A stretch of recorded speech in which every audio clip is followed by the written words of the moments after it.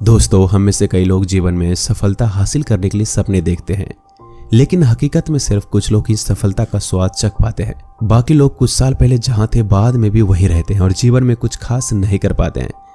क्या आपने कभी सोचा है जीवन में सफलता हासिल करने वाले लोगों में ऐसी क्या खासियत थी? इस बात का पता लगाने के लिए चलिए पहले एक दिलचस्प कहानी सुनते हैं, फिर आपको खुद ही समझ आ जाएगा। बहुत समय पहले की बात है, एक नगरी में एक राजा रहता था। एक दिन राजा का जन्मदिन था। उसके जन्मदिन पर अलग अलग देशों से कई लोग आए थे। अरब देश से आए हुए एक आदमी ने राजा को तोहफे में 2 बाज दिए।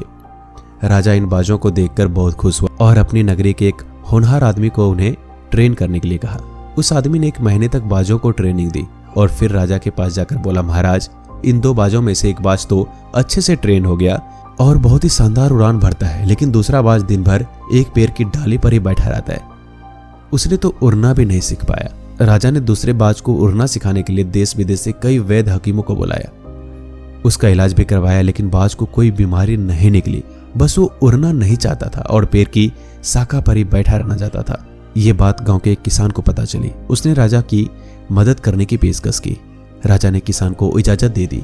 किसान 1 घंटे बाद आकर राजा से बोला, महाराज, मैंने बाज को उड़ना सिखा दिया। यह बात सुन राजा हैरान हो गया और उसने बोला कि तुमने ये कैसे किया?